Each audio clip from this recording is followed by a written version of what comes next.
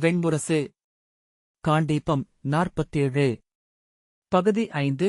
தேரொட்டி 12. வாசிப்பது சந்தீப். ரைவதமலை உச்சியில் அமைந்த அரண்மனைக்குச் செல்லும் உருளைப்பாறை படிக்கட்டால் ஆன பாதையின் இரு புறங்களிலும் பிரிந்து சென்று நூற்றுக்கணக்கான கொடிவழிப் பாதைகள் ஒவ்வொன்றும் ஓர் அருகர் ஆலயத்தையோ அடிகள் பொறிக்கப்பட்ட ஊழ்கப்பாறையையோ சென்றடைந்தன. அருகர் ஆலயங்கள் கற்பாறைகளை அடுக்கி மேலே மரப்பட்டை கூரையுடன் அமைக்கப்பட்டிருந்தன. கூம்பு வடிவ கூரையின் முகப்பில் அந்த அருகருக்குரிய அடையாளம் பொறிக்கப்பட்ட வெண்கொடி பறந்தது. அருகரடிகள் அமைந்த பாறைகளின் அருகே சுவஸ்திகம் பொறிக்கப்பட்ட கொடிகள் பறந்தன. அருகே அப்பாறையிலேயே செதுக்கப்பட்ட சிற்றடல்களில் நெய்யிட்டு சிறுதறியில் சுடரேற்றியிருந்தனர். எங்கும் மண் கலங்களில் குங்கிலியமும் அகிலும் புகைந்தது. அந்த மெல்லொளி எழுந்த காலையில் வெண்புகை முகில் படலமென குன்றை சூழ்ந்திருந்தது. அக்குன்றே ஒரு புகையும் குங்கிலியக் கட்டே என தோன்றியது. ஆலயங்களுக்குள் இருந்து ஆழ்ந்த இன்குரலில் அருக மந்திரங்களை சொல்லிக் கொண்டிருந்தனர். வெண்ணிற ஆடை அணிந்து வாய்களில் துணித்திரை கட்டிய அருக நெறியினர் கைகளில் மலர்க்குடலைகளும் நறுமணப் பொருட்களுமாக சென்று கொண்டிருந்தனர். மலையெங்கும் பலவகையான நறுமணப் பொருட்கள் மணத்தன. எதிர்வரும் ஒவ்வொருவர் உடலிலும் மணமிருந்தது. பாதையோரம் நின்றிருந்த பசுக்களின் உடம்பிலிருந்தும் நறுமணப் பொருட்கள் கமழ்ந்தன. பல்வேறு வகையான மணங்களை படிக்கட்டுகளாக மிதித்து மேலேறிச் செல்வதாக அர்ஜுனன் உணர்ந்தான். பிற நகரங்கள் அனைத்திலும் இருந்த படிநிலை ஆட்சிமுறை அங்கில்லை என்று தோன்றியது. ஈச்ச ஓலை வேயப்பட்ட சிற்றில்லங்களும் மரப்பட்டை கூரையிட்ட சிறு மாளிகைகளும் தங்கள் போக்கில் முளைத்தெழுந்தவை போல கலந்து மலைச்சரிவை நிறைத்திருந்தன. எதிர்ப்படும் முகங்கள் ஒவ்வொன்றையும் நோக்கியபடி அவன் நடந்தான். அவன் மகிழ்வு நிறைந்த நகரங்கள் பலவற்றைக் கண்டிருந்தான். விழவு எழுந்த நகரங்களில் கட்டற்று பெருகும் களிவெறியையும், அங்காடிகளில் பொருள் நுகர்வுக்கென எழும் உவகைத் திளைப்பையும் போர்வெற்றிச் செய்தி வருகையில் வரும் கொண்டாட்டத்தையும் கண்டிருக்கிறான். போருக்கென எழுகையில் பற்றிக் கொள்ளும் கொலை எழுச்சியும் கடும் சினமும் கொண்டாட்டங்களே. போரில் கொடி வீழும்போது பெருகும் துயரும் அழுகையும் கூட ஒருவகை களியாட்டமாக ஆகக்கூடும். ஆனால் ஒரு துளி குறையாது ஒரு துளி ததும்பாது நிறைந்த பார்க்குளங்கள் போன்ற முகங்களை அங்கு மட்டுமே கண்டான். எதிரே வந்த ஒருவனிடம் அரண்மனையில் அரசர் முகம் காட்டும் நேரம் எது என்று கேட்டான். அவன் இனிய புன்னகையுடன், நீங்கள் அயலவர் என்று எண்ணுகிறேன். இங்கு அவ்வண்ணம் அரசர் ஒப்பருகையில் எழுந்து முகம் காட்டும் தருணம் என்று எதுவுமில்லை. இங்குள்ள மாளிகைகள் எதற்கும் கதவுகள் இல்லை என்பதைக் கண்டிருப்பீர். அரண்மனைக்கும் அவ்வாறே. எப்போது நீர் விழைந்தாலும் அரண்மனைக்குள் நுழைந்து அரசரைப் பார்த்து வணங்கி சொல்லாட முடியும். இந்நகரில் காவலும் தடையும் கண்காணிப்பும் ஏதுமில்லை என்றான். அர்ஜுனன் தலைவணங்கி நன்று என்ற பின் அவ்வெண்ணத்தை வியப்புடன் தன்னுள் மீட்டியபடி சென்றான். இலைநுனியில் ததும்பிச் சொட்ட காத்திருக்கும் துளி என அந்நகர் தோன்றியது. நீலவான் எதிரொலிக்கும் ஒளி அழியா முத்து என அதைக் காட்டுகிறது. அதன் ஒவ்வொரு கண நடுக்கலும் ஒரு யுகமே. அல்லது இதுவேதான் அழிவின்மையா? அறம் கொண்டும் மரம் கொண்டும் சொல் கொண்டும் படை கொண்டும் அரசியல் சூழ்ச்சி கொண்டும் நூல்நெறி கொண்டும் காக்கப்பட்ட பெருநகர்கள் என்னாயின? இக்ஷுவாகு குலத்து ராமன் ஆண்ட அயோத்தி எங்கே? தொல்புகழ் மாகிஷ்மதி எங்கே? அரக்கர்கோன் ஆண்ட தென்னிலங்கை எங்கே? என்னகர்தான் இலைநுனி நீர்த்துளி என நிலையற்றதாக இல்லாமல் இருக்கிறது? விண்ணில் எழுந்த விண்மீன் போல் என்று முழுதென தோன்றுகிறது. இங்கு சூழ்ந்திருக்கும் உவகை மானுடர் விழையும் பெருநிலை என்றால் இதுவே இவர்களுக்கு காவலென ஆக வேண்டும் அல்லவா? அரண்மனை முகப்பில் இருந்த 5 அருகர்களின் ஆலயத்தின் முன் சென்று நின்றான். நீண்ட கற்பீடத்தில் நடுவே பெருந்தோள்களுடன் வெற்றுடலுடன் நின்றார் ரிஷபர். கைகள் இரண்டும் கால் முட்டின் மேல் படிந்திருந்தன. விழிகள் முடிவெளியை நோக்கி மலர்ந்திருந்தன. காலடியில் திமில் எழுந்த மாக்காளையின் சிறிய உருவம் இருந்தது. வலப்பக்கம் அடியில் யானைச்சிலை அமைந்த அஜிதரின் சிலை நின்றது. அப்பால் குதிரை பொறிக்கப்பட்ட சம்பவநாதரின் சிலை. இடப்பக்கம் குரங்கு பொறிக்கப்பட்ட அபிநந்தனரின் சிலையும் காட்டுவாத்து பொறிக்கப்பட்ட சுமதிநாதரின் சிலையும் இருந்தன. நன்கு தீட்டப்பட்ட கரிய கல்மேனிகள் மீது ஆலய வாயிலுக்கு அப்பால் தெரிந்த ஒளியசைவுகள் நீர்த்துளியில் என எதிரொலித்துக் கொண்டிருந்தன. அவை சிலைகள் என்று தோன்றவில்லை. இப்புடவைச் சித்திரம் வரையப்பட்டு பெருந்தரையொன்றில் அவ்வடிவங்கள் வெட்டப்பட்டு துளை என தெரிவதாக விழி மயக்கெழுந்தது. அப்பால் ஓர் ஒளியுலகம் அசைந்து கொண்டிருந்தது. சிறுவர்க்குரிய கற்பனை என்று எண்ணியபடி அவனை புன்னகைத்தபடி அர்ஜுனன் ஆலயத்துக்குள் சென்றான். மஞ்சளரிசியில் முடிவெளிச் சக்கரம் வரைந்து வழிபட்டுக் கொண்டிருந்த வெண்ணிற ஆடையணிந்த அருகநெறியினரின் அருகே சென்று அமர்ந்தான். உள்ளே ரிஷபரின் காலடியில் வைக்கப்பட்டிருந்த வெள்ளை மலர்களில் ஒன்றை எடுத்துக் கொண்டு வந்து அவனிடம் அளித்தார் பூசகர். கண்மூடி கைகூப்பிய பின்னர் அதை தன் குழலில் சூடினான். இரு கைகளையும் மடியில் வைத்து விழிகளை ரிஷபரின் நின்ற சிலைக்கு கீழிருந்த பீடத்தில் பொறிக்கப்பட்டிருந்த பெருங்காளையின் கண்களை நோக்கி குவித்தான்.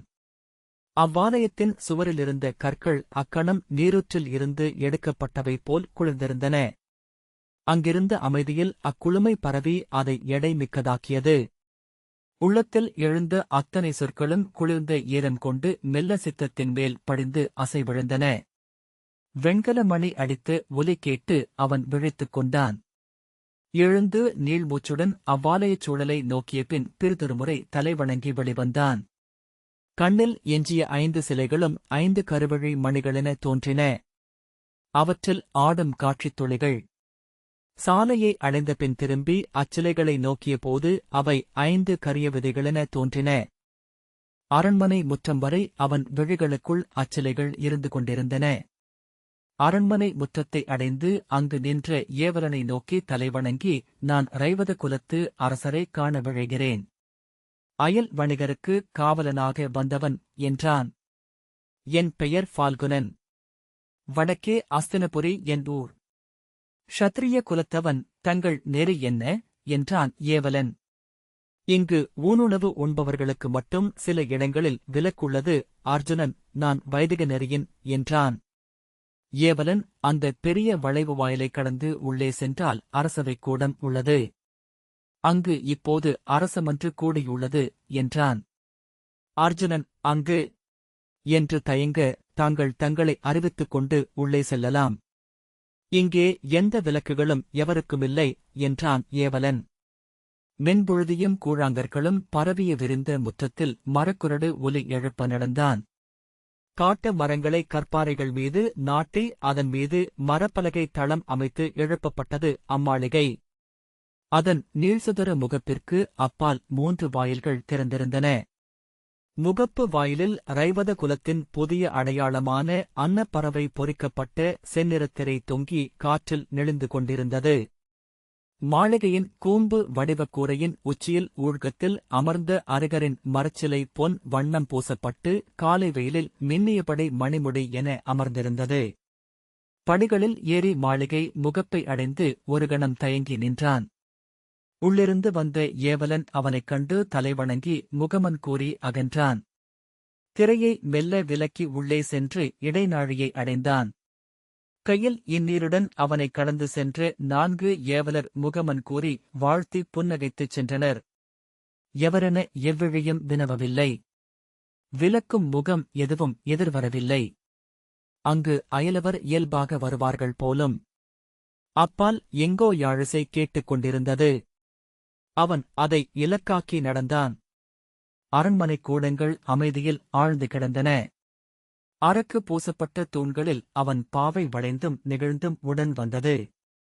உள்கூடத்தை அடைந்து அதற்கு அப்பால் சிறுவாயிலில் தொங்கிய வண்ணத் திரைச்சீலையைத் தொட்டு ஒரு கணம் தயங்கி வணங்குகிறேன் என்று கூறியபடி விலக்கி உள்ளே சென்றான். அங்கு தரையில் விரிக்கப்பட்டிருந்த மரவுரி மீது கால் மடித்து அமர்ந்திருந்தார் ரைவத குலத்து அரசரான பிங்களர். தலையில் அணிந்திருந்த கொடித்தளிர் வடிவமான மெல்லிய பொன்முடிதான் அவரை அரசரெனக் காட்டியது.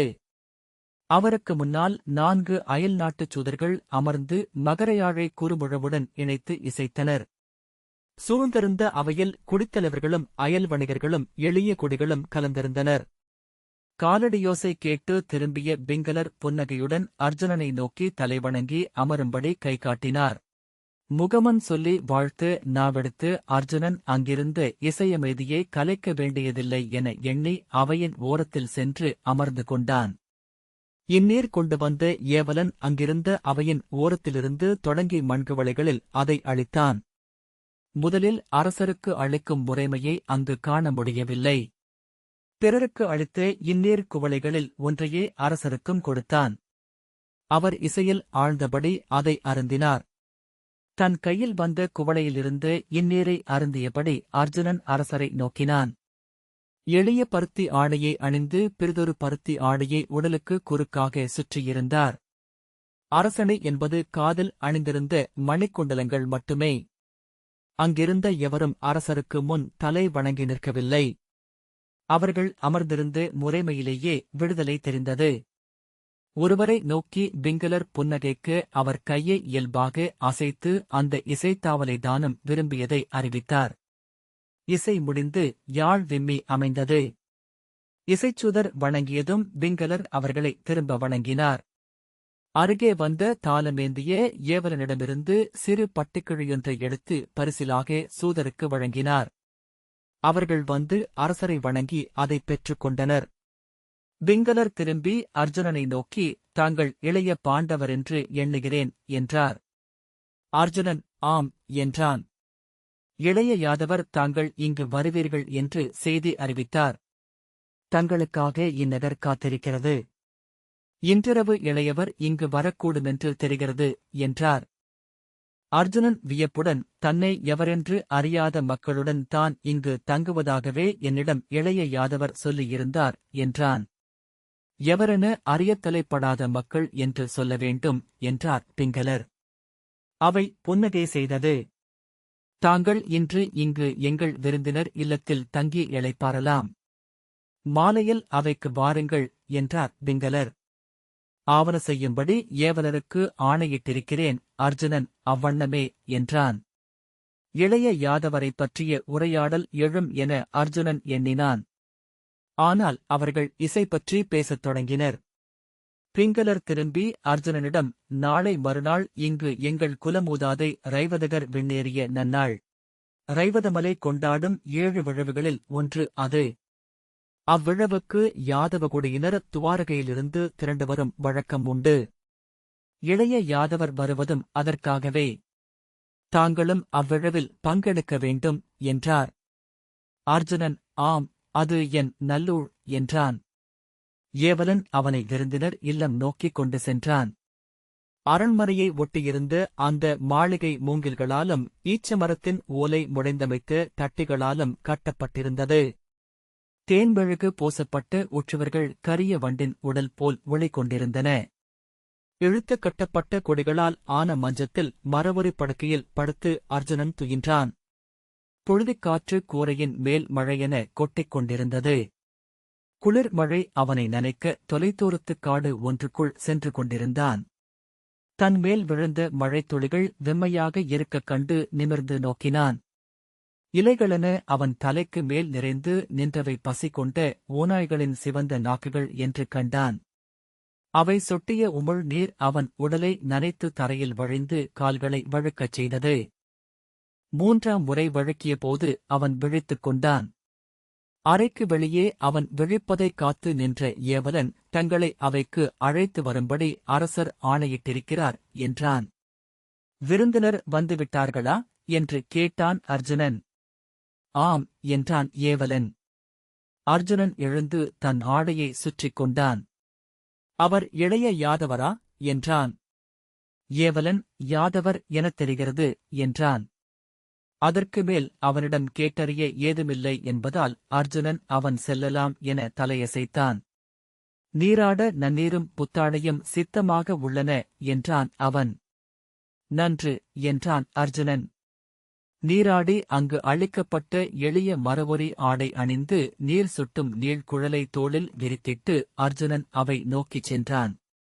முகமன் சொல்லி வரவேற்கவும் வருகை அறிவித்து அவை புகுத்தவும் எவரும் இல்லாததனால் அவன் உடல் தத்தளித்தபடியே இருந்தது. ஒவ்வொரு இடத்திலும் ஒரு கணம் தயங்கி பின் நினைவு கூர்ந்து முன் நடந்தான். எதிரே வந்த ஏவலனிடம், அரசர் எங்குள்ளார் என்றான். உள்ளே தன் தனியறையில் இரு யாதவர்களுடன் உரையாடிக் கொண்டிருக்கிறார் என்றான் ஏவலன். அர்ஜுனனின் உள்ளத்தில் எழுந்த வியப்பு விழிகளில் வெளிப்படவில்லை. இரு யாதவர்களா? எவர் அவர்? என்றான். இங்கு வருபவர்கள்தான். அவர்களில் ஒருவன் நன்கு குழலிசைப்பான் என்றான். ஆம் என்றுரைத்து அர்ஜுனன் படிகளில் ஏறி மாடியின் சிறிய இடைநாழி வழியாக நடந்து அரசரின் தனியறைக்கு சென்றான். அங்கும் கதவுகள் இல்லை என்பது அத்தனை பார்த்த பின்னரும் அவனை வியப்பிலாழ்த்தியது. வெளியே நின்று தன் பாதக்குரடுகளை அசைத்து ஒலி எழுப்பினான். வருக என்றார் அரசர். உள்ளே நுழைந்து அரசருக்கு தலை வணங்கிய பின் அவர் எதிரே பீடங்களில் அமர்ந்திருந்த இளைய யாதவரையும் அருகே அமர்ந்திருந்த சாத்யகியையும் நோக்கி புன்னகையுடன் தலை வணங்கினான். இளைய யாதவர் எப்போதும் போல ஒரு பெரும் நகையாட்டு சற்று முன் முடிந்தது போல புன்னகை விழிகளில் எஞ்சியிருக்க, நீண்ட தாடி உங்களை துறவி என காட்டுகிறது பார்த்தரே என்றார். பெண்கள் விரும்பும் தாடி இது. அர்ஜுனன் புன்னகைத்தான். இளைய யாதவர் கண்களில் சிரிப்புடன் ஒவ்வொரு ஊரையும் உறவையும் துறந்து முன் செல்வதால் இது பொருத்தமுடையதுதான் என்றார். இன்னும் சில நாளைக்கு இத்தோற்றம் இருக்கட்டும். அர்ஜுனன் அருகே அமர்ந்து கொண்டான். நான் இங்கு முன்னரே வந்தது என் உடன் பிறந்தவராகிய அரிஷ்டநேமி அவர்களை பார்ப்பதற்காக என்றார் இளைய யாதவர். இங்குதான் ஆருகர்களுடன் குகை ஒன்றில் நோன்பாளராக அவர் தங்கியிருக்கிறார். அவரை என்னுடன் அழைத்துச் செல்லவே வந்தேன். அர்ஜுனன் வியப்புடன் நோக்க, அறியப்படாத ஓர் உறவு அது. தென்மதுராபுரி என அழைக்கப்பட்ட யாதவப் பெருநகரை ஆண்ட சத்வத குலத்து கிரிராஜரின் 8வது மைந்தர் வீரசேனரில் இருந்து அந்தக குலம் உருவானதை அறிந்திருப்பீர். என் தந்தை வழி முப்பாட்டனார் விருஷ்ணையின் உடன் பிறந்தவராகிய சக்கரசேனர் அந்தகக் குடியில் மணமுடித்து அந்தக விருஷ்ணைகுலம் என்னும் குலத்தை அமைத்தார். அவரது கொடிவழியில் பிறந்தவர் அஸ்வசேனர். அவரது மைந்தர் சமுத்திர விஜயர் சௌரபுரம் என அழைக்கப்பட்ட தட்சிணமதுராபுரியை ஆண்டார். அவருக்கும் யாதவ அரசியான சிவைதேவிக்கும் பிறந்த இறுதி மைந்தர்தான் அரிஷ்டநேமி. கொடிவழியில் சமுத்திர விஜயர் என் சிறிய தந்தை. இவர் எனக்கும் என் தமையன் பலராமருக்கும் மூத்தவர். நான் என் தமையனை சந்தித்து ஓராண்டு ஆகிறது. சென்ற முறை ரைவதகரின் விண்ணேற்ற விழவு நிகழ்ந்தபோது அவரும் நானும் இங்கு வந்தோம். நான் துவாரகைக்கு திரும்பிய போது அவர் வர மறுத்து இங்கேயே தங்கிவிட்டார். ஓரிரு மாதங்களில் திரும்பி வருவார் என நான் எண்ணினேன். வராததனால் என் தந்தையும் தமையனும் கவலை கொண்டிருக்கிறார்கள். அவரை எவ்வண்ணமேனும் அழைத்து வர வேண்டும் என்பது என் தந்தையின் ஆணை என்றார் இளைய யாதவர். மறைந்த உக்ரசேனரின் 7வது அரசியின் மகளான ராஜமதியை இவருக்கு மணம் செய்விக்க வேண்டுமென அரசர் எண்ணுகிறார். கம்சரின் கொலையால் உளப்பிரிவு கொண்டுள்ள உக்ரசேனரின் உறவினரை யாதவ குடிகளில் இணைத்துக் கொள்ள இம்மணம் இன்றியமையாதது என நானும் எண்ணுகிறேன். அர்ஜுனன் அரசரை நோக்கிய பின், நோன்பு கொள்பவரை மீட்பது முறையல்ல என்பார்கள் என்றான். ஆம், ஆனால் தந்தையின் ஆணை இது. அவரது சகோதரரான சமுத்திர விஜயர் நேரில் மதுராவுக்கு வந்து கண்ணீருடன் மன்றாடியிருக்கிறார். இவருக்காக குடிகளும் உற்றாரும் தந்தையும் தாயும் அங்கே காத்திருக்கின்றனர். மூதாதையருக்கான நீர்க்கடன்களை கழிக்கும் பொறுப்புள்ளவன் துறவு போனக்கூடாது என நெறிநூல்கள் சொல்கின்றன. ஆகவே அவரை மீட்டுக் கொண்டு செல்வதில் பிழையில்லை என்றார் இளைய யாதவர்.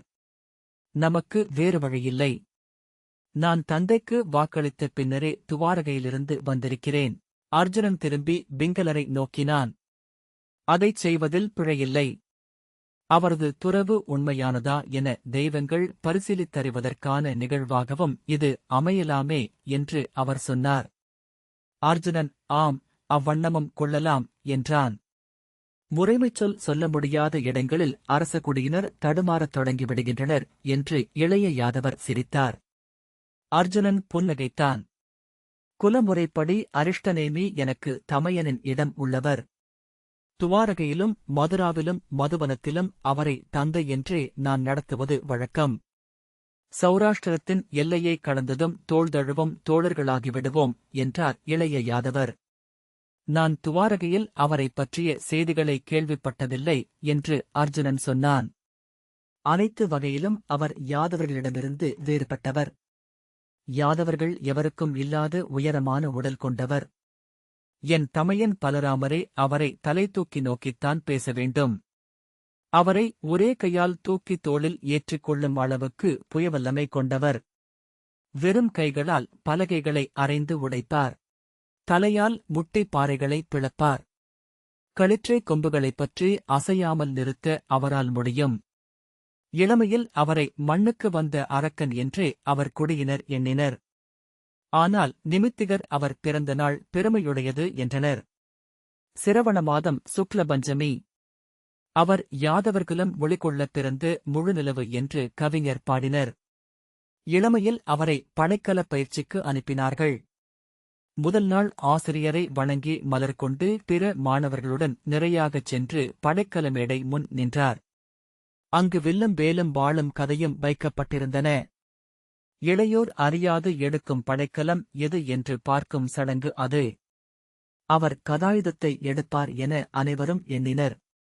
அவர் அங்கிருந்த வெண்மலர் ஒன்றை கையில் எடுத்துக்கொண்டு திரும்பிவிட்டார். திகைத்த ஆசிரியர் பல வகையிலும் அவரிடம் படைக்கலம் ஒன்றை எடுக்கும்படி சொன்னார். உறுதியாக அவர் மறுத்துவிட்டார். எப்போதும் எந்தப் படைக்கலத்தையும் அவர் தொட்டதில்லை. இளைய யாதவர் சொன்னார். சொல்முளைத்ததுமே தமையனார் யாதவபுரியிலிருந்து நீங்கிவிட்டார். அவரை அறநூல்களே கவர்ந்தன.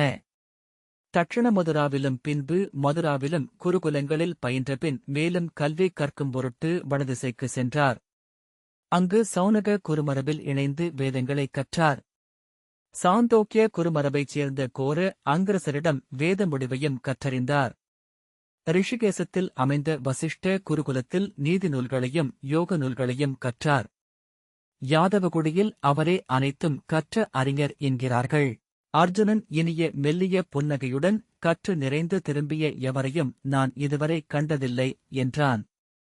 ஆம், கற்று எவரும் நிறைவதில்லை. எதுவரை கற்பது இயல்வது என்று அறிந்து மீள்கிறார்கள் என்றார் இளைய யாதவர். கற்றதன் பயன் அவ்வண்ணம் வாழ்வது. எங்கோ ஓரிடத்தில் கல்வியை நிறுத்திவிடாவிட்டால் வாழ்வதற்கு காலம் இருக்காது அல்லவா என்றான் அர்ஜுனன்.